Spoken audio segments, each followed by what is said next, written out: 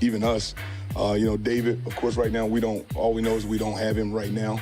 We don't have availability to him right now, so we treat it like that. But, it speaks to who he is. It's just speaking to who he is, mental toughness-wise, the physical toughness part of it.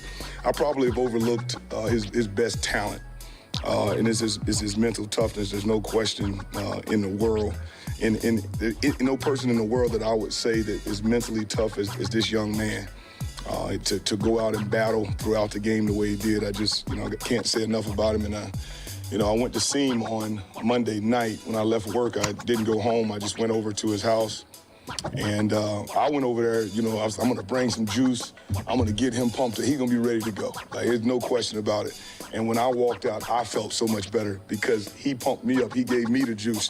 So, just going to continue to support him. And if anybody can come back through it, you guys know, you guys have seen who he is. This is the guy that definitely can come back from it. But, there's no woe as me moments, though, in our room, in the building. None of that, man. We got fantastic players. We got good scheme. And our players, we've always been players over scheme, and our players we got guys ready to go, not only in our room, but in the other side of it. And you know what? We're exactly where we're supposed to be right now. This is the way things have worked out. Our head football coach has preached grit ever since the day I got here. And what other way to display who we are than this opportunity that we have now? And, just watching Dan when I came back in the building on early Monday morning, nobody was hanging their heads. We know exactly what we got to do. We know how we're going to go about doing it. And we're going to finish writing our story. And that's exactly what we plan on doing over the next, 6 to 7 weeks. And we're looking forward to it. Well, as soon as I walked through the door, he was smiling. That was the first thing. As soon as I opened the door and I walk in, he was smiling. His son was there. Some of his family members were there. And it wasn't gloom and doom. It was bright in there. The Christmas decorations were everywhere. He had his lights. He was very proud of his lights, by the way. I don't know who did them, but his lights outside the home were beautiful. But he was very proud of it. And we were talking immediately. He didn't talk about the injury. We started talking about the game and started talking about some of the things that went on, some of the protection that he was able to still be able to get done in some of the situations that he had going on during the game. And it just continued to get, a little bit more juice, a little bit more energy, a little bit more joy. So by the time I left, I felt really good about where he was. I really thought he was going to be down in the dumps. A guy that has done it as hard as he's done it from February to now. You think that, sometimes you can look at it as woe is me. He had none of that. So if he doesn't have any of it, none of the rest of us better have any of it. Pretty good understanding what Jameer brings to the table and how he's able to keep the room elevated, but it's not going to be a one-back show here. It never is. So what is the confidence in Craig and Sione? Is Sione ready to contribute to this room as well? Come on, Craig. We haven't even had a practice yet, but he's worked his butt off. Sione has. But, Jamar Jefferson is a guy that I'm very proud of going into camp, coming out of camp. I thought this guy had tremendous value. Sione, tremendous value. Craig had tremendous value. They have an unbelievable opportunity today in practice to compete against each other for some of these opportunities. There are a little bit more opportunities. We'll continue to make sure Jameer gets, a little bit more of the action there. But those three guys will have a good chance to compete today for what's going to happen on Sunday. I really like the fact that they're going to go out and practice hard, and we're going to get to evaluate them again. And it's not just about their history or body of work. It's about right now. That's kind of where we are right now. But Jamar, tremendous short area quickness, good vision in the run game, did a tremendous job in camp of creating a lot of explosives. He actually might have had the most explosives in camp and real running settings there. Did a really good job for us. Sione he's continued to get better from what you guys, it's hard for you guys to see it, but where you show some of your detail is in the show team reps. And Sione has done a wonderful job there. And then Craig, just so much confidence in Craig. Run game, pass game, protections. He's very, very sound in his protections. Sione's been very good in his one-on-one situations and pass protection as well. So we're really happy with where those guys are, and I'm anxious to see him go compete in practice today.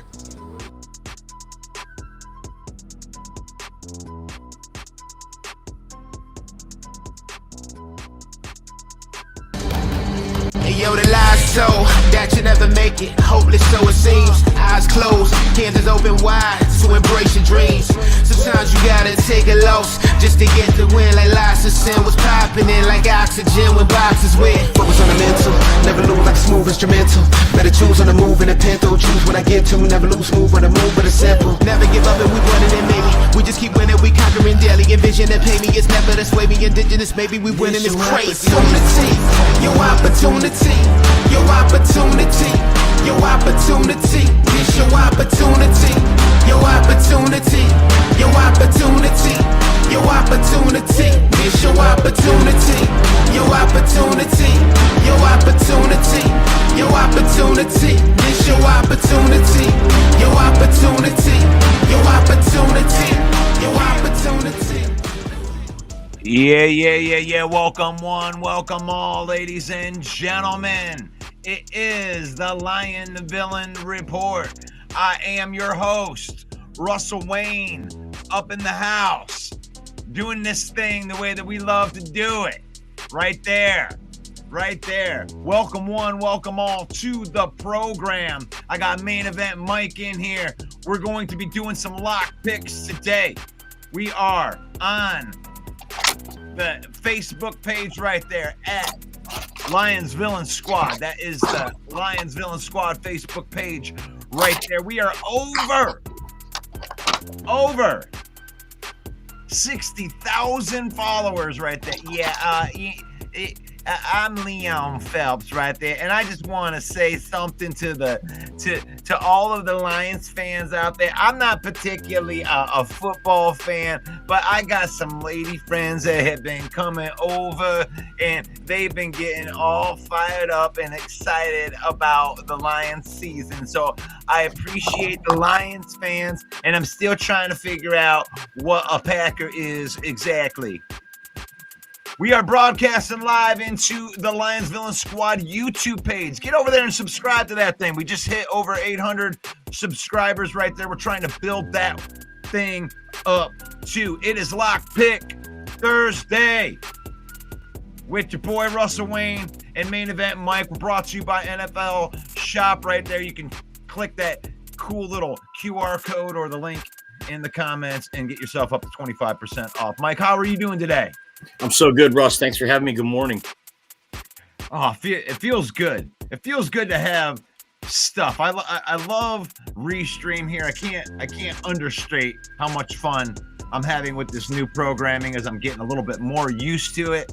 But I did want you to allude, before we get into the lock picks, to what Scotty Montgomery was talking about right there, and where you feel the running back depth is. Where do you think we're going to be going from here? Are you concerned? All of that stuff. You lose David Montgomery, of course you're concerned, but I have to reiterate what he said. You know, Vaki and Reynolds are both really two capable backs. And let me just put this out there. It's purely my opinion. I think he mentioned Jermar Jefferson just as a kindness, right? It's just a shout out to boost a little confidence for Jermar Jefferson. Looking at Jermar Jefferson's skill set, it's hard for me to figure out where he gets on the field here in the absence of David Montgomery. Had Jahmyr Gibbs been the one that gone down, we may see a bigger role for Jermar Jefferson, but I really don't expect Jermar Jefferson to be an impact player down the stretch here for the Lions when Craig Reynolds and Sion Vaki combined make the skill set that we're missing for David Montgomery. But with so many injuries on the defense, there might be an open roster spot. Why not bring the guy up with that? Like Scotty said, in when there's no space, his quickness, being able to create space between him and the defenders could be a valuable asset going down the stretch. We'll have to wait and see if Jermar Jefferson makes the team. But to your point, Russ, yeah, Craig, like he said, pass protection. Come on, Craig. All of the things that Craig Reynolds is good at are the things we're going to need him to do in this stretch in the absence of David Montgomery. But the biggest thing is we know the coaches trust him, right?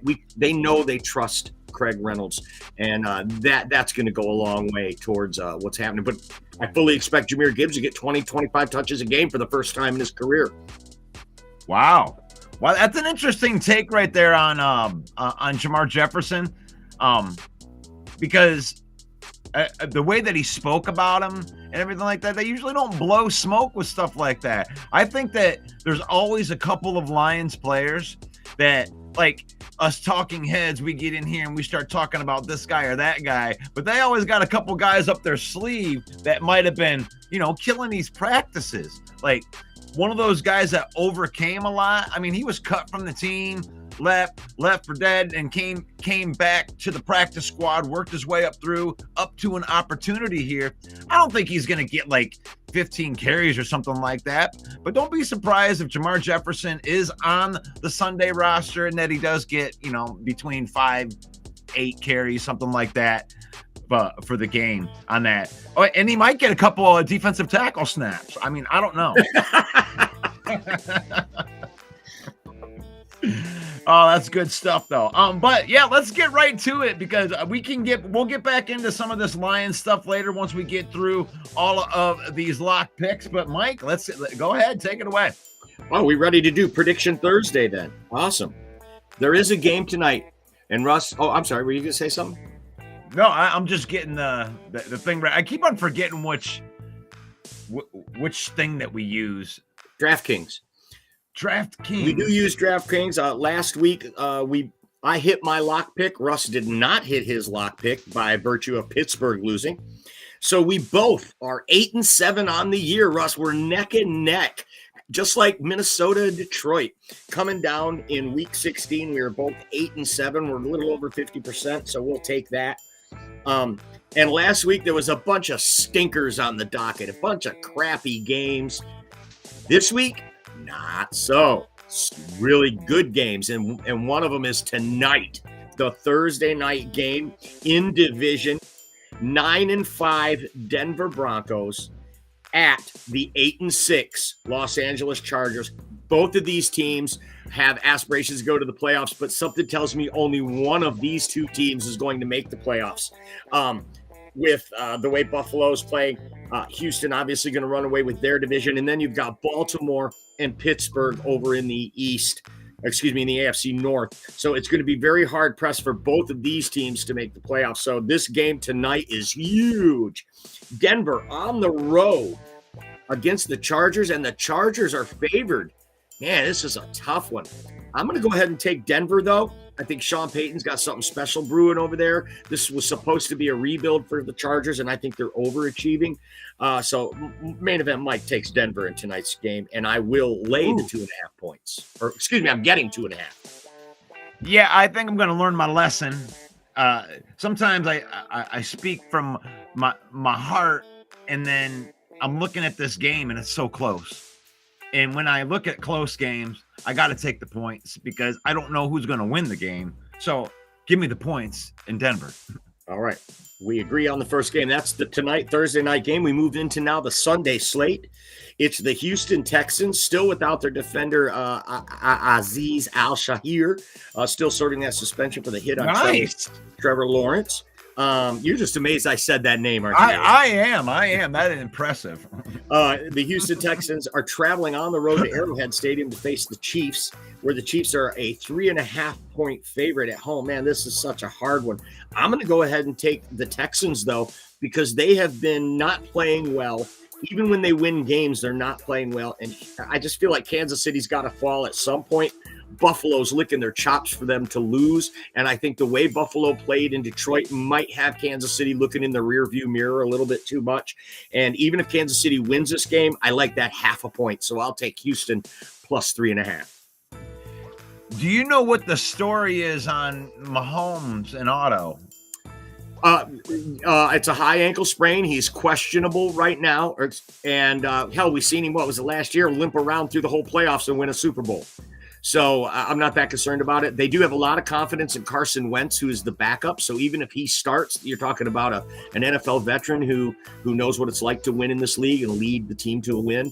And they're at home. That home cooking is definitely going to help the Chiefs mitigate anything that's going on with Patrick Mahomes. But I firmly believe Patrick Mahomes is probably going to play.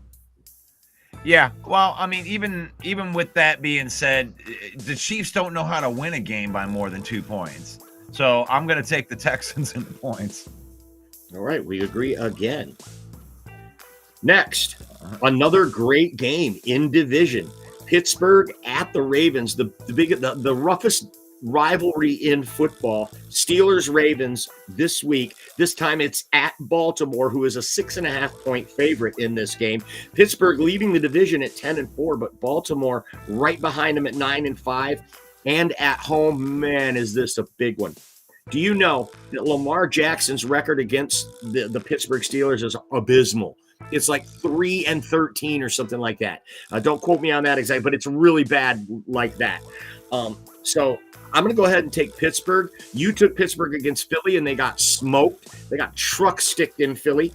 Now they go to Baltimore. What a tough stretch for the Pittsburgh Steelers, man. We knew that this last half of the season was going to be a real gauntlet for them. I'm going to go ahead and take the Steelers because it's a division game, and that's a little too many points for me. And I think Pittsburgh is going to try real hard to hold Baltimore off and win this division. Wow, man. This is going to be weird because we're gobbling points up this week. But this is a division game, and you and I are going to agree on 3 in a row. That's okay.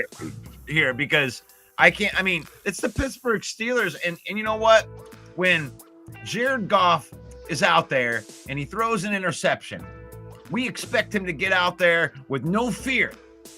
Take them points again. I'm riding with Pittsburgh again. Give me the 6.5. Very good. Put it in the comments. We want to hear what you've got to say. We can see you there in the comments. Thank you to everyone who's putting their comments in. Next game on the docket, another divisional battle. It's your Detroit Lions at the Chicago Bears, plus 6.5. The Bears getting 6.5 at home against this depleted defense. Russ, I'm going to make you pick first on this one. We're not talking about do we want the Lions to win? Do you think the Lions can go into Chicago and cover 6.5 against with the depleted defense that they have? That's the question for you, Russell. Jared Goff, number 16 MVP right there. The Chicago Bears are a team that's playing for draft picks right now. They don't have the same type of fire. The Lions are going to go in there and make a mockery out of these guys. They're going to win by 16.5. Give me the Lions in the -6. Well, it looks like we're going to agree on 4 in a row. I also am taking Detroit, not because I'm so confident in Detroit, but because I have no confidence in Chicago. Over here in the chat, buy the kneecap ball. Chada says Lions 27, Bears 23. Lock of the week. Well, Chada, the spread is 6.5, so your lock of the week is to take the Bears, along with our Packer fan Steve, who says take the Bears. You've had enough of that shit. Russ and I are taking the Lions. We want to hear what you think as well. Next game on the slate is another big-time divisional game. Cleveland, who is out of the playoff race, at Cincy, who is out of the playoff race. But these two teams don't like each other. They're in-state rivals. It's going to be a tough game. Cincinnati's favored at home by 7.5. I'm going to go ahead and take Cleveland in this one just because of that 7.5, and neither team has anything to play for. Well, I don't know. I think that Myles Garrett injury has derailed and ended the Cleveland Browns season. And we're going to disagree on this one. Cincinnati's going to dump truck the Cleveland Browns on this. Yeah, when you put it like that, it seems like a dumb pick to take Cleveland. It's just 7.5 in a divisional game. You're right. And these two teams have a lot of pride. So, I like this. This is hard. This is hard for me. This is me doing that thing I just told you I wouldn't do. Mm-hmm. And I'm just like, yeah, I mean, emotionally, I'll take the Bengals, but my mind tells me to take the points because it's a divisional game, but I'm not going to do that. Next game on the slate is the Los Angeles Rams at the Jets, +3. This is a tough one. This one's in New Jersey. It's going to be cold. It's going to be yucky. I'm getting 3 points. Give me the Jets because I'm taking the home dog. Now, something to consider here is the Rams are sitting at 8-6. They are actually leading their division. They need to go out there and beat the Jets in this game to have any hopes of trying to win this division. So, I mean, you're looking at Seattle, who's also 8-6, but they got to play Minnesota. Very good chance that they could lose against Minnesota, and the Rams need to capitalize on that opportunity and beat these Jets. But I'm going to go ahead and take the home team with the points. Hopefully it'll be close if the Rams do win. Oh man. So now we started out really agreeing with each other. I thought that we were going to be on the same page today, but we are way, way far away on this one. The Rams just beat the Buffalo Bills. And this team looks like a team that's locked and loaded and ready for a playoff push. And the Jets are the freaking Jets. J-E-T, Jets getting their ass whooped. Give me the Rams -3. Yeah, the one thing that bothers me is this Sauce Gardner's been nursing a hamstring injury, and that could really limit his ability, if he even plays, to cover these all-world wide receivers that the Rams have. Next game is another big divisional game. Philadelphia at Washington. Washington sitting at 9-5. Eagles sitting at 12-2. Let's face it, folks. Washington has pissed away this division. They were leading this division, but the resurgence of the Eagles has them well out in front now. Just a shame that the Lions, that their division happened to be so tough this year. With Green Bay obviously going to win 10 or more games, Minnesota already sitting at 12 wins. With all of these injuries, it would help the Lions coast to a division title the way that the Eagles are going to coast to a division title. Washington is at home, and they are fighting for a playoff seed, though a higher seed. I don't want to bet on Philadelphia. I don't want to root for Philadelphia in any capacity. So I'm going to go ahead and take the Commanders because I don't care about my win-loss record that much. But if you're out there, folks, and you rely on Main Event Mike for your betting or any kind of information, I apologize in advance. I would never bet any money on this, but I'm going to go ahead and take Washington because this is who I want to win. And I'm getting 3.5 at home. Yeah, I wish that I'm not going to bet with my heart with this one. I'll bet with my mind because I do want Washington to win the game. But it was really funny earlier in the season. And by the way, look at all this Rams love that we got up in there. So much Rams love on that. I think that everybody picked the Rams on that last one. But Philadelphia was accused of not playing well somehow, and they were just sitting there with only 2 losses the entire year. This team has found itself. They got arguably the best running back in the NFL. It doesn't look like this team's slowing down. Hurts is playing incredibly efficiently. He ain't making a lot of mistakes. They got a little bit of turmoil in the locker room, but they can get through that. And the best cure to that is winning. And they keep on winning. And they're going to win this game. And they're going to win it by more than 3.5. Give me the Eagles -3.5. There you go. So we start out agreeing on 4 in a row, and now 3 in a row. We disagree. And that's the way the cookie crumbles. Next game on the docket, Arizona fighting for their playoff life at the lowly Carolina Panthers +4.5. Carolina been playing better. Arizona has no chance if they don't win this game. They got to go across the country to do it, but I believe in Arizona more than I believe in Carolina. I hate the 4.5 points, but I'm going to go ahead and lay them down because I think Arizona absolutely has to. If Arizona loses this game to the Cardinals, it's over for them. So give me Arizona fighting for their life, and I hate the 4.5 points. You could easily persuade me to take Carolina in this one. Yeah, I wish that I could because you're like, God, I hate those 4.5 points. I love those 4.5 points. Give me the Carolina Panthers and the loving 4.5 points. Holy moly. Next game on the slate. By the way, you're watching The Villain Report with Russell Wayne right here on the Villain Squad Network, brought to you by NFL Shop. Be sure to scan the QR code or click the link and save up to 30%. Christmas is coming. You're running out of time. Go get some NFL gear and save money using our link. Next game on the docket is the New York Giants at the Atlanta Falcons. Atlanta sitting at 7-7. They've already beaten Tampa twice. They are still in this to win the division. I don't understand why they are starting Michael Penix in this game. They have pulled Kirk Cousins. Obviously something is wrong with Kirk Cousins. There's something wrong. If you've watched the last 2 games, he cannot throw the ball downfield. I don't know if it's because of this Achilles injury that he just can't drive the ball. It was his right foot, which is the foot that you transfer the energy and drive off of. And when you're throwing that ball, just like when you're throwing a punch, you need to lift that heel up and drive it down the field. I don't know what's happening with Kirk Cousins, but something is going on, and it must be bad enough that they are going to go ahead and start a rookie quarterback in his first NFL game at 7-7 in Week 16. It's really, really puzzling to me. I'm going to go ahead and take the New York Giants.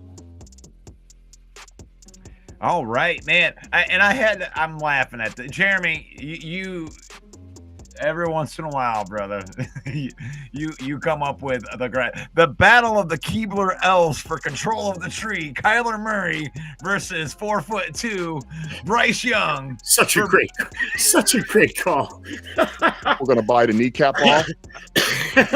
They're biting kneecaps, but they're standing straight up. They don't have to get on their knees. This game brought to you by the Lollipop Guild. Oh, good. Oh, Penix announced as the starter for this week. You know what? This is one of those things where I'm going to take a leap of faith, and I just think that they could get it together. What if this kid has been just sitting back there, marinating, learning it, and they drafted this kid in the first round. And they didn't have to throw him to the wolves because of Kirk Cousins. And they still have a shot to make the playoffs. That seems like way too many points. But I just got a feeling. I'm just going on a whim right here, Mike. Give me the Falcons minus the 8.5. I got a feeling this is going to be a surprise ass whooping. I don't think it's that bad of a pick, honestly, because Michael Penix, we know, is going to be good in this league, I believe. I mean, he's got the way that kid can fling the ball. Watching him last year, especially in the national title game, he's tough. He's got such a big arm on him. He's probably lighting it up in practice. And I love this comment from Jeremy. He says, Cousins in those last 5 games has become the interception and fumble leader at quarterback. He is absolutely, something is wrong with Kirk Cousins. And Michael Penix has got a lot of talent. Hey, but maybe you should have thought of that before you signed Kirk Cousins to a $180 million contract. At any rate, Russ takes Atlanta. I take the Giants, and that's 5 in a row we've disagreed on now. Next game, one that the Indianapolis Colts have to have if they want to continue to stay alive in the playoffs. I told you last week that they lost that Denver game, and they did not win it.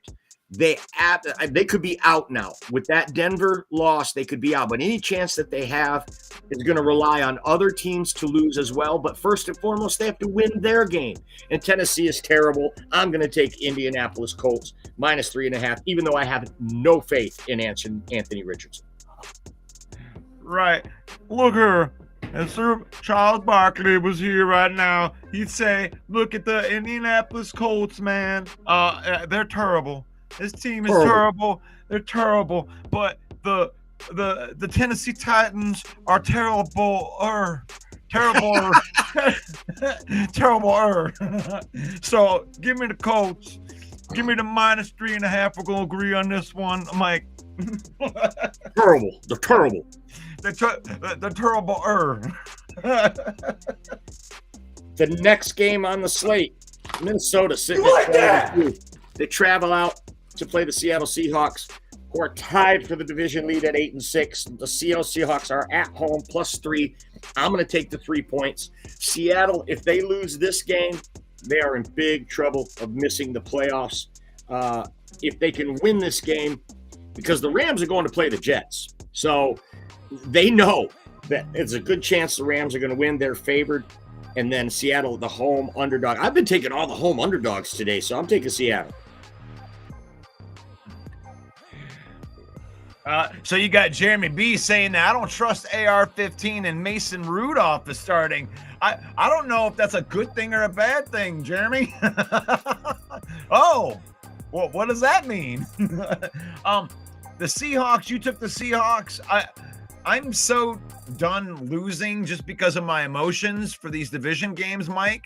I am just gonna kind of just come to terms with the fact that Minnesota and Green Bay are here. They're here to stay. They're not going to fall off. They continue to just keep winning games and keep winning games. I took the Seahawks last week, and they got jump trucked by the Green Bay Packers. So I'm going to take the Minnesota Vikings to cover that 3. Another disagreement from Russ and I. That's fun. That part's fun too, knowing that I can disagree with you. Absolutely. So I'll let you pick this one first. New England at Buffalo. It's a division game. Yeah. Buffalo looking like the hottest team in the league right now, coming off a big win, of course, in Detroit. -14, and Buffalo's at home. It's going to be inclement weather. We know that. Actually, I was going to let you pick first, but I'm not. It's going to be me. I'm going to take the Buffalo Bills -14. I think they can go up by 17 to 20 points and then sit Josh Allen the rest of the game. Yeah, I think they could do that too. And then the New England Patriots can come back a little bit and lose by 13. Give me the Patriots and the points. Probably a good pick. Next, San Francisco in free fall. They get the Lions next week. Right now, they got to go to Miami, and they are actually favored on the road. I'm going to go ahead and take the road. I'm going to take the home underdog again, Miami, +1 for main event Mike. Oh my gosh. I think that they could give Miami 15 points. San Francisco is going to get back on track. There's no way that they're going out like this in the playoff hunt. They are going to mess up the Miami Dolphins. Plus, I need that to happen to be sure that we can get Calais Campbell to come to the Lions. Yeah, that's something that definitely to talk We'll about. hit it up here in a second. All right. Jacksonville at Las Vegas, -1, the Who Cares Bowl. Who cares? Nobody cares. I'm going to go ahead and take the Raiders. Who cares? Yeah, for the Who Cares Bowl, they should care. We're the one picking all their things, and Vegas is going to make all the damn money. We should care about this game. Vegas! Give me Vegas -1. We'll agree on that one.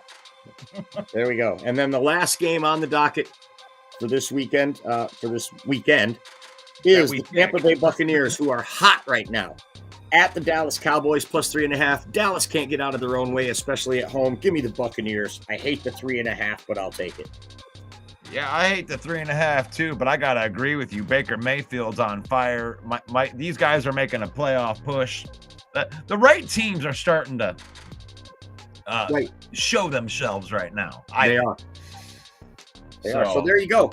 There is your predictions for Thursday. Time now. Let's do a lock pick before we forget again. Oh gosh, I don't have any on here that I feel so strong about. These point spreads are really, really interesting. You got anything sticking out to you, Russell? I'm just gonna go out on that whim right there, and I'm gonna go ahead and lock this Minnesota Vikings game in, and hopefully I can lose it, and then Minnesota will lose the game. And I will go ahead and take the Tampa Bay Buccaneers at the Dallas Cowboys. That's probably a better one. -3.5. So I need Tampa to win by 4 or more. There's your lock picks. There it is. You like that? You like that? Did you like that? You like that? Lock picks brought to you by Toolology at the Machine Shop. Yeah, for sure. Toolology at the Machine Shop, January 10th. No openers. We're gonna go and it's gonna be all tool, so everybody can stop complaining. Don't complain anymore. The 99 at the Machine Shop, February 14th. And who you opening for? What? Will you just assume I'm opening? Well, I couldn't headline. I've headlined the shop before. No, we were opening for Sins of a Madman Black Sabbath tribute. Awesome. You know what? I never looked at opening like a bad thing. That was just tickets that I didn't have to sell. I mean, I could just go play in front of that big ass crowd and be like, all right, I just showed up. Hey, but it's everybody. nice to have your drums on the riser. Oh, it sure is. The paycheck's nicer too.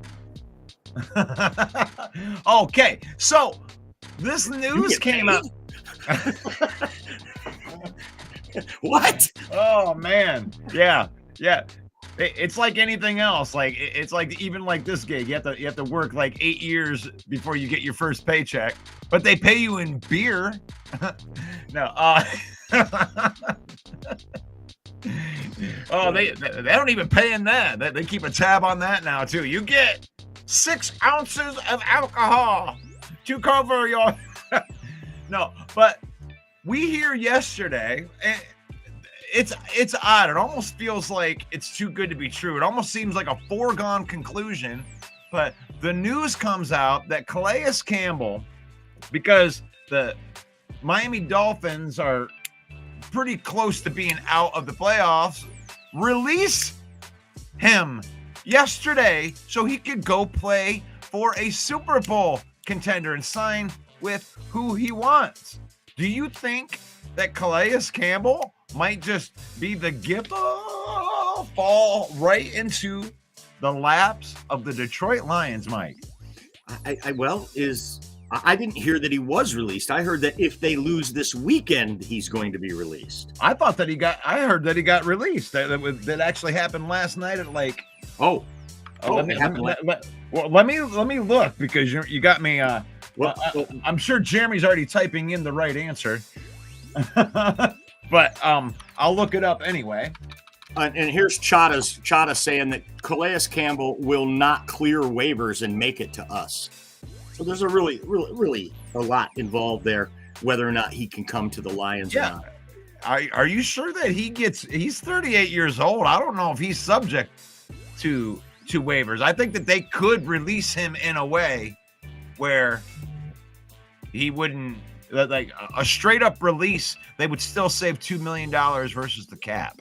Plus he's a veteran. So he's not subject to waivers. Right? He can sign with whoever he wants. Potential. You're right. It believes.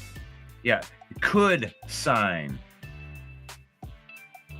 That's what I'm looking at right now. If they lose, he'll be released. Jeremy says we're 31 on the waiver wire. So no way he clears waivers. But I'm not sure Calais Campbell is subject to waivers. If someone could look that up. Because once you're a 10-year veteran, I don't think you have to go through waivers. Yeah, it says that we're after the trade deadline that he'd go to waivers, and if that's the case, we probably would never get him. But he could at 38 years old just refuse to play for whatever team. So it might be one of those warning things. Don't pick him up. Because you could pick him up, use your waiver claim, and then he could just be like, yeah, I'm not playing for you. Then he wouldn't be able to play for anyone else. He wouldn't be able to play for anyone else, but I mean... Yeah, don't bother, because I'm not going to play for you. Don't bother. Right. But then a team like the Packers or the Vikings, who are in front of us, could easily pick him up, stash him on their practice squad, and not let us have him. That's true. They could do that. But so 31st means that he has to go through 30 other teams. Yes. Yep. Okay. So confirming right there, it's after trade deadline. Everybody has to go to waivers. Yep. Good call from Michael Lucchese here. Thank you, Michael. So, but I guess it's a pipe dream. You want something like that to happen, but people might not claim him. I mean, I think that we're all like, we look at Calais Campbell from years and years ago, and this year he's played pretty good, but at 38 years old, you think I guess somebody else would just jump right on that. This is a pipe dream, isn't it? I believe so, but he does have a pulse. He does have a pulse. So there's no way that one thing is like he would have to go from waivers directly to an active roster, right? You can't stash this guy on a practice squad from the waiver, from the waiver, because then somebody could just re-steal him, right? I believe so. Yeah, I don't know about that one. But I would love to have that. I mean, if we could have something like that fall into our lap, I don't think that we're as bad off as what people. I've been talking about this all week, where it's kind of like, why are we freak out just over losses? That's what Lion fans do. We freak out over the losses, and they act like we haven't been going through this injury thing for 2 freaking months. Like, right? Oh my God, now it hits us, right? Oh, now it's too much. It's like we've been winning like 8 games in a row with this guy out. That we were in a worse injury spot last week versus the Packers than we're going into this week versus the Bears.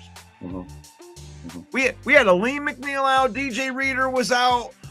We had a game where we had Terrion Arnold and Carlton Davis out, and one with no cornerbacks. Mm-hmm. Well, besides Calais Campbell, we already have Jack and we already have Dan, so that would put us at 3 Campbells. I think that's over the Campbell limit. And the Niners are going to release Devondre Campbell, so maybe we could get something there too. That's just too many Campbells. Lots of Campbells. Oh, direct waivers to, but I want to caution people on that. I mean, if you're freaking out, I mean, I don't understand why you weren't freaking out like 8 weeks ago, because we lost Aiden Hutchinson. That should have been the nail in the coffin, and it wasn't. So this team has just found a way. We could do a song and rhythm. How many ways are we going to find a way? We're going to find a way. But this week we didn't find a way. And it just so happened to be against probably the league's MVP and maybe the best team in football. And they lost by 6 points. They didn't find a way last week. The sky's falling now. We found a way. Oops. Oh, you're done. Like, no, we're going to get back up. I mean, did you listen to Dan Campbell yesterday, everybody? Did you listen to how, I mean, I want to go play. Dude, put me in a defensive, I bet you I'd get a sack. And Dan Campbell, no, I wouldn't. I'd get crushed. You'd get pancaked. But these guys will play for him. Like, I am upset that Knuckles is out for the season. But you're telling me that, oh, now, Mike, you know, Knuckles is out, and now we're going to be forced. We're going to be forced to use the most electrifying playmaker in the NFL more. Yeah. I mean, that's so depressing. Yeah. Yeah, with this awesome offensive line, they're going to have to use this electrifying playmaker that we have, that we drafted in the first round, to do what it is that we need right now. And that sucks so bad. It is really sad. It is really sad that so many Lions fans have given up now. Over at a 12-2, 1 loss, and they've given up. But you can see why, right? These injuries might seem insurmountable. They may be, in the end, insurmountable. That's just too much. You didn't just lose a few players. You lost over half of your frontline starters on your defense in this league, in the NFC to boot. So it might be insurmountable, but hey, we got to keep the faith. Let's hope that the players in the locker room don't have the same attitude as a lot of these Lions fans I can see across social media with the doom and gloom, and it's all over with. You know what? We could still get the number 1 seed. We could still get a first round bye. I love the Packer fans who love to bring up, hey, Lions fans, quit crying. We won the Super Bowl with 14 guys on IR. Charles Woodson being one of them, right? But I looked at that list of players, folks. It was not the same as this. Okay, Steve? Okay, A-Dub? I get that you guys overcame some injuries to win the Super Bowl as a wild card, and I appreciate it. But it is not the same. We're talking about apples and oranges here. This is over 50% of your starters. If you look at the names that are on injured reserve for the Lions, it's a whole Pro Bowl defense damn near. You've got 3-4 beautiful linebackers that would start on every other team in the league. You have 3-4 defensive linemen that could start on every team in the league. You've had enough of that shit. These injuries are real. This could derail the magical season that we've been having. But hey, man, it's still a great day to be a Lions fan for what Brad Holmes has done here. Russ, thanks for having me on the show. I do got to jet off of here today, though. Great game tonight. Denver at the Chargers. Don't forget Villain Report again tomorrow morning at 10 a.m. See you later. There it is. That's Main Event Mike. You can join Main Event Mike each and every Monday night at 7 p.m. along with the lock picks here on Thursdays. Picking all these games. So we appreciate you, Main Event Mike. So make sure that you come out here. Check them out on Monday night. Going to do that little review. A little review preview. Lions Villain Report and the Main Event Football Show brought to you by NFL Shop. Click that link and save a little bit of money. It's Christmas time. Hit that link. Get that Detroit Lions swag. I personally love the black uniforms. And I don't just love them. I don't just love them when they win with them. I heard a lot of people being like, I hate those uniforms now because they lost in them. It's like, stop it. This is a relationship with a volatile football team over the years. And right now it's better than it's ever been.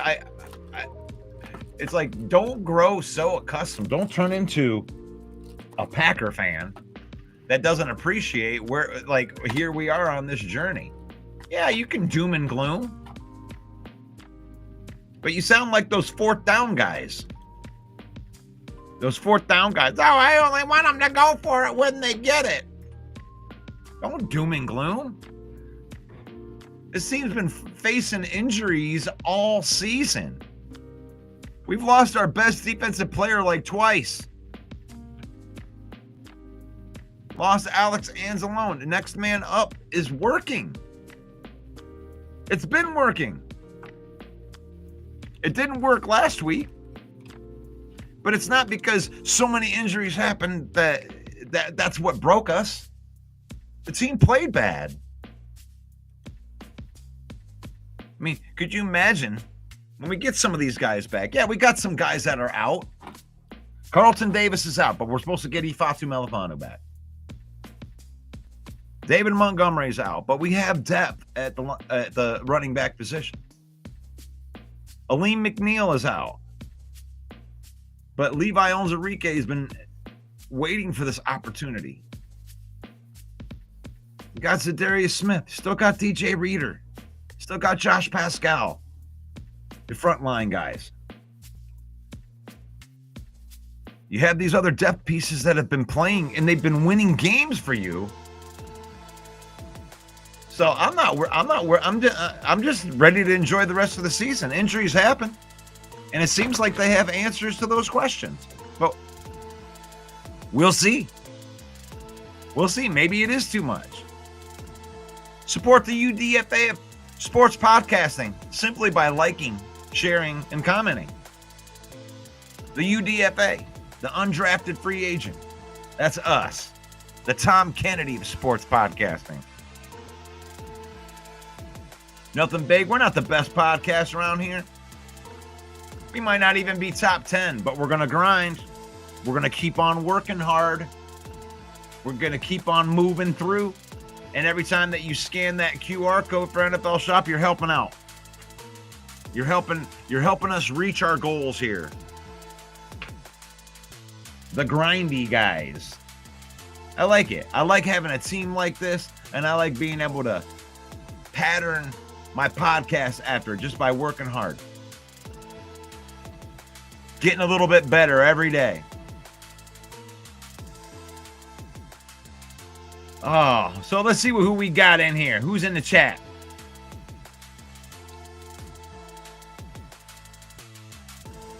Guess what team won a Super Bowl without counting on fourth down often? The 2017 Eagles. I like the black uniforms. You like that? Dan Campbell isn't worried, nor am I. And I don't know if it's like a really a worry or a not worry thing. It's more like you got a job to do.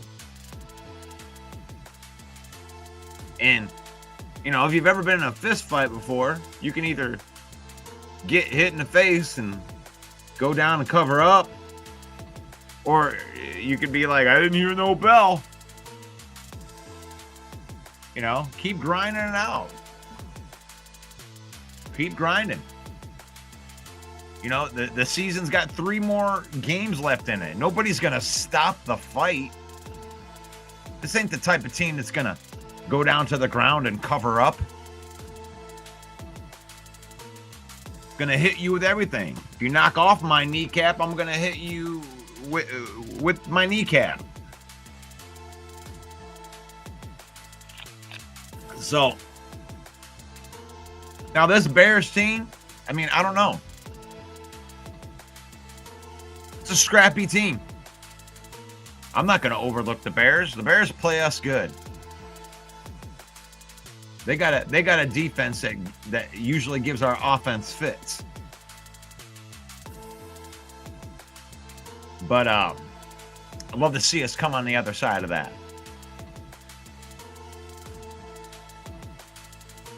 Our defense scares me a little. Too many players, starters down, not enough real good depth to recover, from my opinion.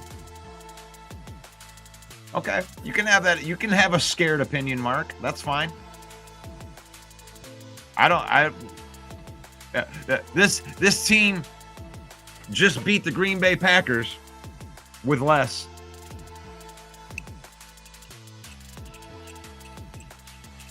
Now, does it scare you going through the playoffs playing the best teams in the NFL? I mean, I think that we have great depth. I mean, we're 12-2, Mark. Too many starters down? We've had too many starters down for 2 months.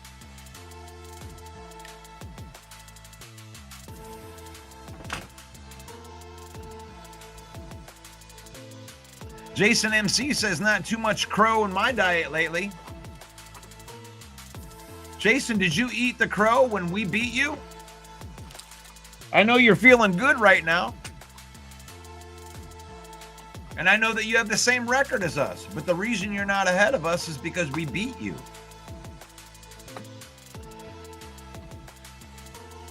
And we beat you with a depleted defense. I don't know. I appreciate what the Vikings have done this year. And I don't want to be up here telling all these people I told you so. It is what it is, but there were a lot of Viking fans that were coming on my show earlier before we beat them, talking all the smack. They were here early in the season talking about how their season was over because they had too many injuries. I had Viking fans in here, Jason, going, make it stop! Make it stop! Help! Help! We have too many injuries. Make it stop! JJ McCarthy's gone. Our season's over. And a Lion fan, that's me, this Lion fan told you to give Sam Darnold a chance. Give Sam Darnold a chance. Sam Darnold has never had playmakers like this. Sam Darnold could surprise some people. He's never got the chance to throw to a Justin Jefferson or a TJ Hawkinson. I don't want to say that I called that, but, you know, I'm not that surprised. I am surprised, and thank you for that, Jason. I am surprised that they're 12-2 good. I thought that the Minnesota Vikings could surprise some people at 10-7, you know, maybe 11-6. So they did surprise me to how good they were, but they didn't surprise me to think that they could just be a good team. Because you got Brian Flores, he was making the defensive stuff work last year with nobody. brought in some talent. I had a feeling that defense was going to be better, but I didn't think it was going to be better like it is better.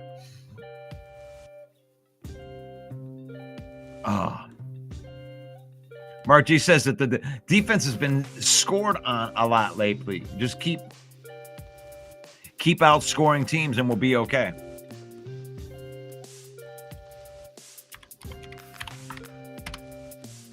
I mean, we can be concerned. I mean, be concerned. The thing is like, what does concern get you, Mark? Like when you're concerned, I don't know if we can do it.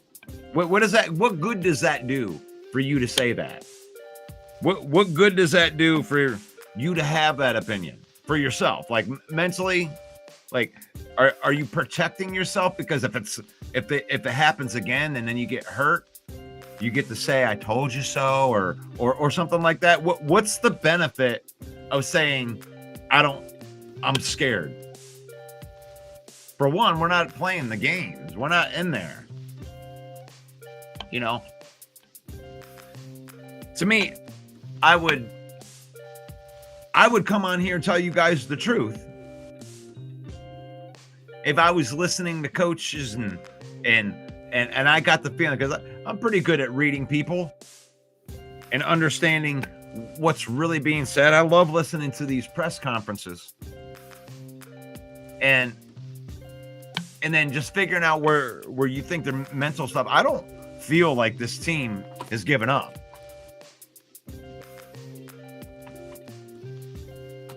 So for me to give up and say that, like, you know, I mean, really, if you don't believe in this team while they're sitting there believing in themselves like that, what are we even doing here? What are we doing? I only like my team when I believe in them full time. You know, what happens when they surprise you and win? Are you still worried? Because that's what they've been doing. The concern always comes after the loss, obviously. You know, I like guys that play well, but you know what plays that I really like to watch are the plays right after a bad play. To watch how mentally strong the players are. I learned that trick from draft. Remember draft day? And he was like, look at the tape. What happened? What did he do? How do you respond? How do you respond? That's why I love Jared Goff so much, Mark. I mean, that's what I'm seeing with my eyes. Every time Jared Goff makes a mistake, that dude goes out there like a champ. And usually recovers. Usually goes right down the field and scores. That's how I know Jared Goff is good. I don't care what his stats are. He could throw for 5,000. He could throw for 3,000. But the fact of the matter is, when all the chips are on the line, he gives you this. He gives you evenness. He's the same guy after he throws a touchdown pass that he is when he throws a pick six. Those are the type of players you're looking for. And that's the type of players that we have. So, Paul Jones says we get Alex Anzalone back for the Vikings game. Yeah, and we're going to get some players back. We're going to get some players back. We'll probably lose a couple more players. But that's what I want to do on this show. I like looking the positive spin. I'm that Christian guy. I'm trying to see the Jesus in everybody. I don't want to point out what you're doing bad. I want to come from the positive point, even with the enemies. I like doing a little bit of smack talking on here, but I'm realistic to it.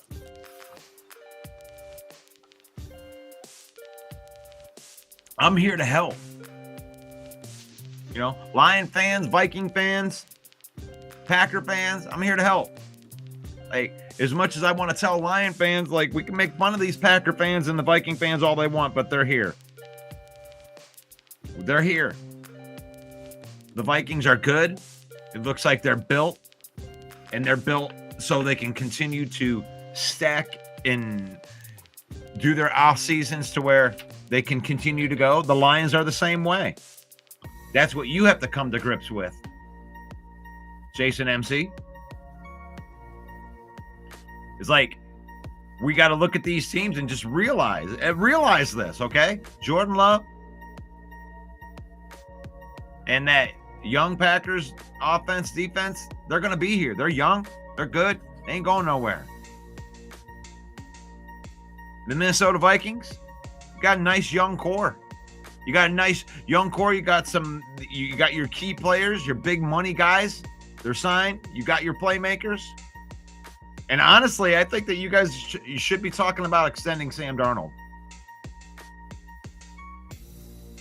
I mean, I know that everybody's so happy that JJ McCarthy's in there, but are you that? I don't know how confident I'd be there.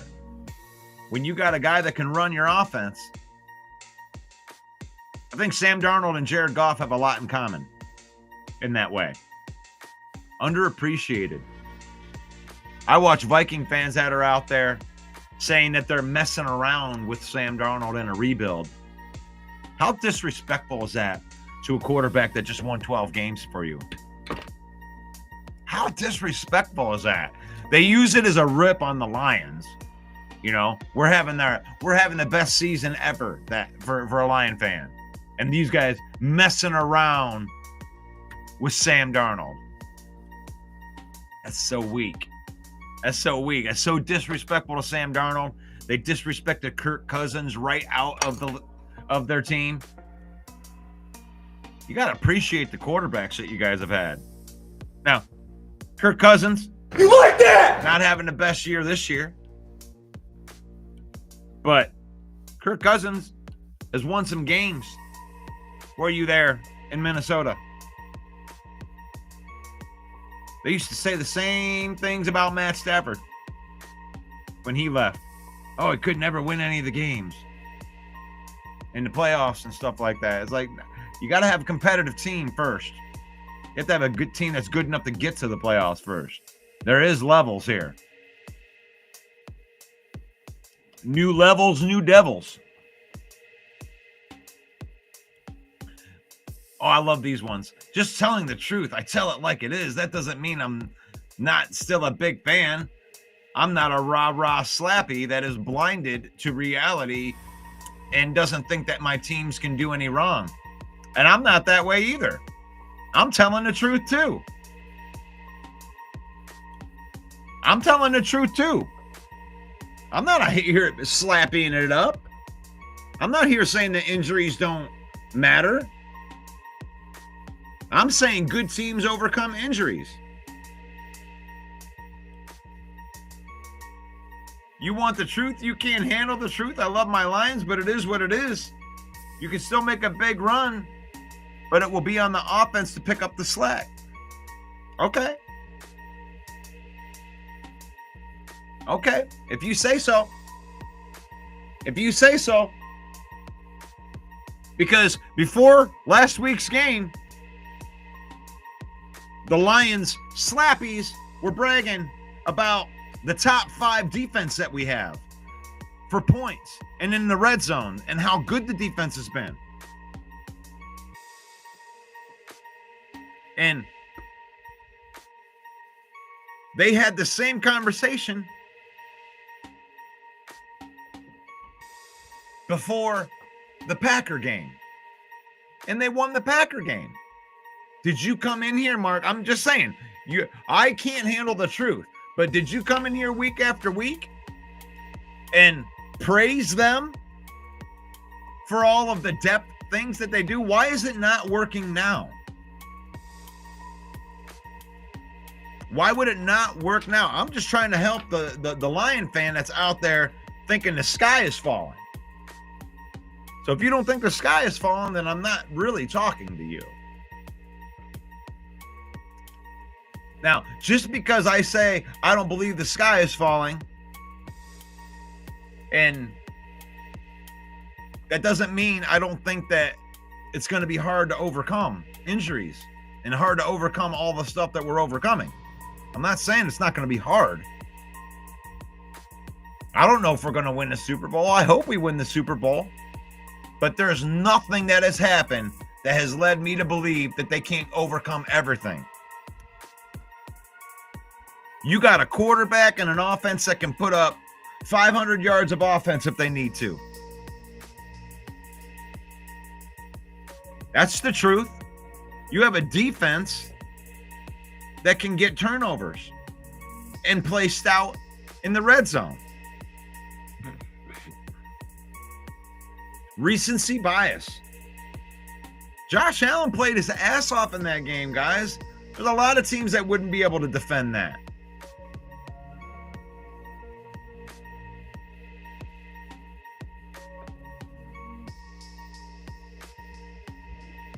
We are in uncharted territory right here. It is. We're in uncharted territory. So for us to say that we can go and win or we can go and lose, we don't know. We've never been here. We don't know if we can overcome because we've never gotten this far to overcome. Can we overcome all these injuries? I don't know. We've never been 12-2 before, fighting for a number 1 seed with 3 weeks left in a game. I don't know. But I'm certainly not going to give up.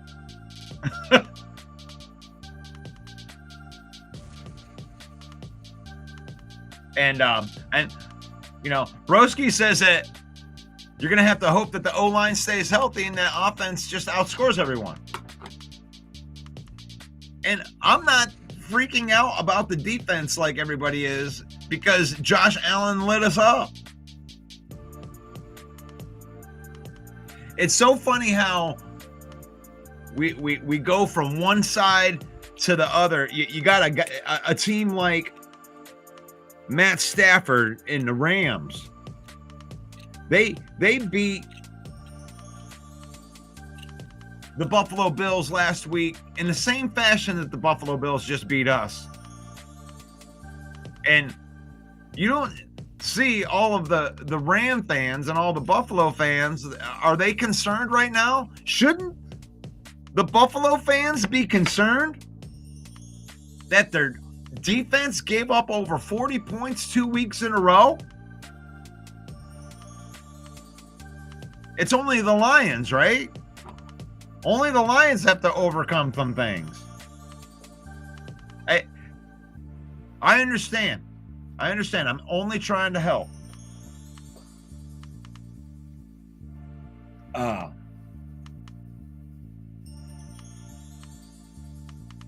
Yes, I do. I think that we can get the number 1 seed. There we go. That's what I'm looking for. I'm just saying, I don't get the idea of speaking doubt. You know, maybe if we're on the team, I don't know, but still, what do you get out of speaking doubt? Mark, I get it every time you don't agree. You are a fair weather fan, and it's unreal when you see the obvious that we have a great team, but to overlook the injuries is crazy. So have I been overlooking the injuries here? So I've been overlooking the injuries. So I'm getting, so I for one, I didn't call anybody a fair weather fan.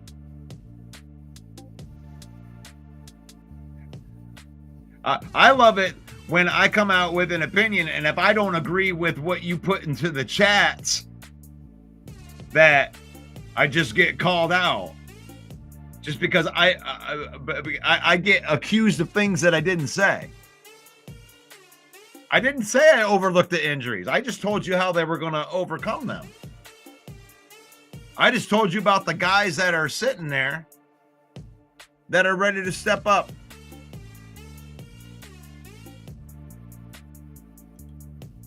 I'm just bringing the positive spin. And when people are negative, they want you to be negative too. And they want you to be negative so much that they want to bring it up, and they want you to acknowledge their negativity. They want you to acknowledge the fact that you don't think that they can win without it. And that's fine. Everybody's got their own way of doing it. What does that mean? So, Russ, it's speaking doubt or speaking facts. What are the facts? That we have injuries? We agree there. Injuries are a huge part of the game. I agree with that. Because it can bring a team down. I agree with that. Any team, I agree with that. Any sport, I agree with that. Is it speaking doubt or speaking facts? It's speaking doubt. It's not speaking facts because we've already established the facts, broski. I'm trying to help. It's not speaking doubt. When you speak the facts and then you use the fact as the answer of speaking the fact, it works. Right? The guys are injured. We have an injury on defensive tackle. We have injuries at cornerback. We have injuries at running back on the starting line. And we've been playing with this next man up mentality for 2 months. And I just refuse to believe that it's broken now just because we lost the game. We lost a game, but these injuries are not new. It's not new. That's all I'm saying.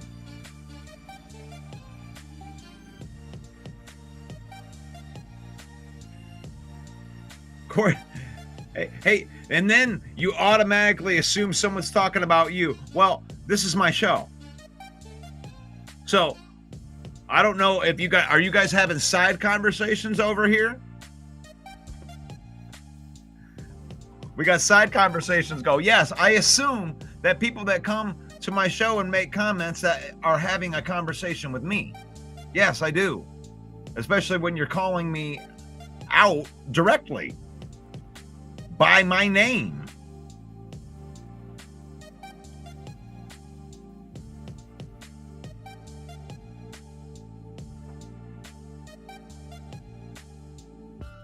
See, these are the things. It's like you get hurt. Yeah, like you're getting hurt, and I'm having a conversation with everybody. And here's Steven here just loving it. My Packers aren't afraid of the Lions. That's your problem, Steve. That's your problem. Is you're not afraid of the Lions. You should be. You should be afraid of the Lions. You should be preparing for the Lions. You should be thinking about the Lions when you play them, so that way when you play them, that you won't lose every time that you play them. So you should be afraid of the Lions, because I'm certainly afraid of the Packers. I'm certainly afraid of the Packers. The Packers are a good team. That's a team that could beat us. The Vikings, that's a good team. We can't sugarcoat this anymore. That's one thing. If I'm going to be on reality, if I'm going to be reality, those teams are good teams.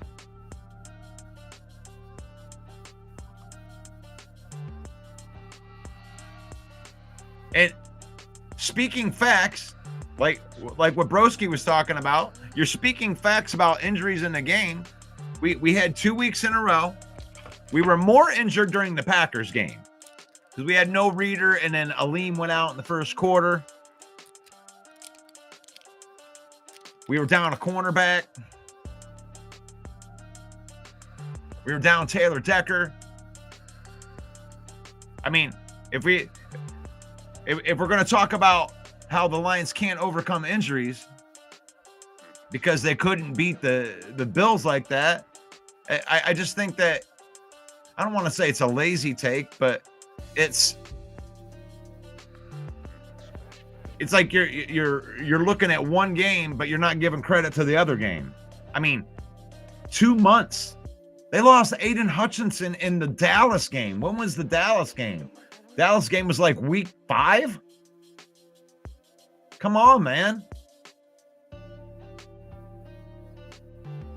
And after the Dallas game, they gave up 9 points. They gave up 29 points to the Vikings, 14 points to the Packers, 23 points to the Texans, Only 6 points to the Jags, 6 points to the Colts, 20 points to the Bears, 31 points to the Packers,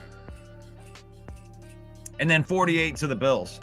It's not like there's this big pattern of like teams destroying us while we were injured on offense. I mean, I don't want to see them give up 31 points like they did to the Packers or 48 to the Bills. I mean, you want to see them get these guys a little more acclimated on defense, right? You know, they had 4 guys in that Packers game that came in off the streets like 4 days before. Those guys are going to get a little bit better.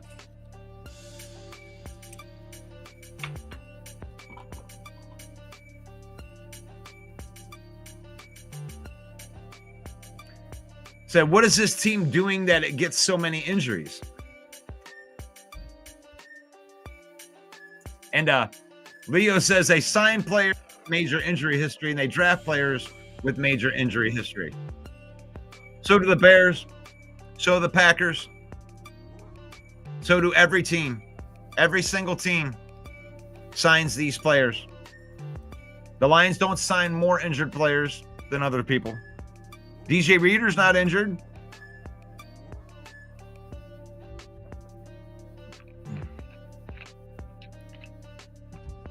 Yeah, I mean, we cite these injury histories. I mean, maybe they sign too many injury histories. I think that they practice hard.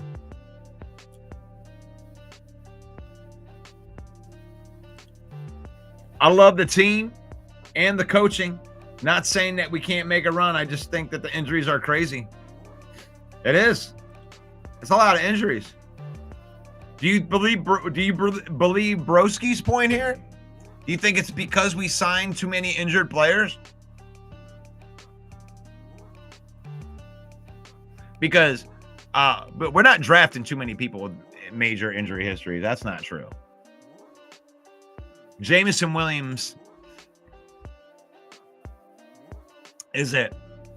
That's the only one with an injury history that they've drafted. Josh Pascal got injured after they drafted him. Levi Onwuzurike got injured after they drafted him, but it wasn't because it wasn't a history. There wasn't a history behind it. They signed DJ Reader. They signed DJ Reader. Yeah, but DJ Reader is a free agent. The Lions signed DJ Reader. They got him at a discount, and he's came back, and he's played. So there's an example. You're bringing up an example of them signing an injured player and it working. It worked out. It worked out. Jameson Williams is you're talking about a player that came in and it took time, but it worked out. Levi Onwuzurike overcame the injury and it worked out. Josh Pascal overcame the injury and it worked out. I'm not saying that they don't have injuries, and I'm not saying that injuries don't play a part in it. I'm just talking about the good side of it. I'm talking about the recovery part of it and the part that they are getting guys back.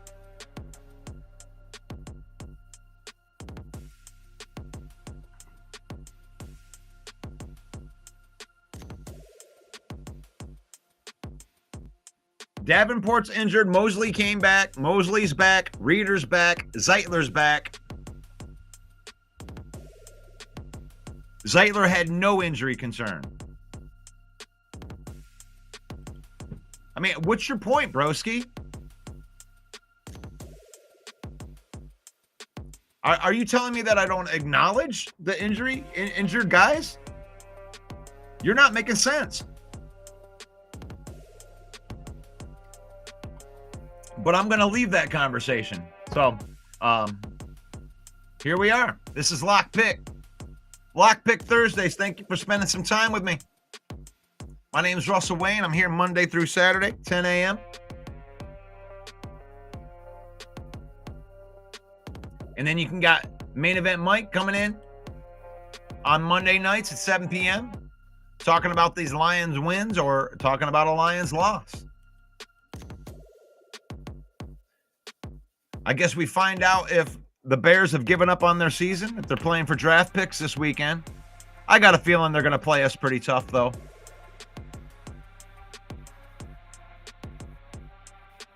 Let's see how the Lions bounce back. They haven't lost 2 in a row since 2022.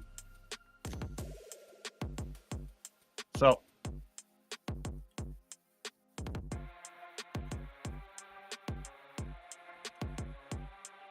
thank you to the Villain Squad Facebook page.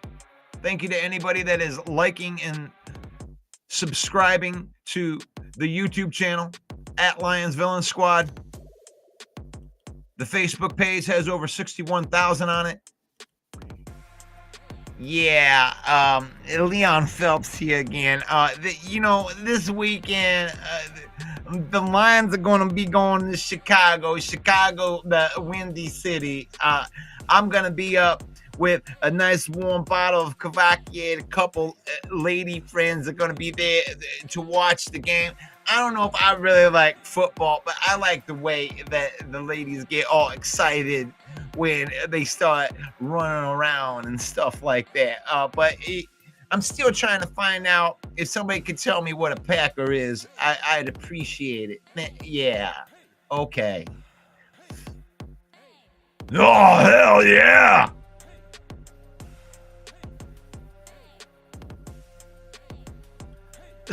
It's the Lions Villain Report. It's a good show. Talking about the Lions and the NFC North in football. It's a good show. It's at 10 a.m. You should watch it. You should watch it Monday through Saturday. It could be good for you. It could be good for you. It could be good for your life. It's nice to see some of the other fan bases in here not ghosting the villain anymore. Getting excited for the ramp up and the end of the season. If you want to partner with the Villain Squad, you want to be like the NFL Shop, our sponsor, you can click that logo for 25% off of your order right there. But if you own a business, you live in Michigan, you own a business in Michigan, and you want to be shown to our over 100,000 person network between us, the Detroit Lions News Podcast, you want to be guilty by association, get a hold of Main Event Mike at 810-620-2167. That's 810-620-2167. And find out how you can partner with the Villain Squad and harness the power of the villain. It's faith, family, and then football in that order. That's why we can have Packer, Bear, and Viking fans on here, because I love the people. I love you as people. I want you to have success in your life. I want you to get everything that you work hard for. But I just don't like your football team. And that's all right, because we have nice conversations on here. Faith, family, then football. I'm going to take off, guys. I had fun today. Thank you, Broski. Thank you to everybody. Thank you, Mark G. Thank you for participating in the conversation. May the Lord bless you. May the Lord keep you. May the Lord shine his face upon you until we meet again. In Jesus' name, amen. Thank you very much for popping by. We'll see you guys tomorrow morning for the Lion Villain Report. And yo, the lies so that you never make it. Hopeless, so it seems. Eyes closed, hands open wide to embrace your dreams. Sometimes you gotta take a loss just to get the win. Like lots of sin was popping in like oxygen when boxes wet. Focus on the mental, never lose like a smooth instrumental. Better choose on the move in a pinto. Choose when I get to, never lose, move on the move, but it's simple. Never give up and we running it, maybe. We just keep winning, we conquering daily. Envision that pay me, it's never the sway me. Indigenous, maybe we winning this crazy. Your opportunity, your opportunity, your opportunity. This your opportunity, your opportunity, your opportunity, your opportunity. This your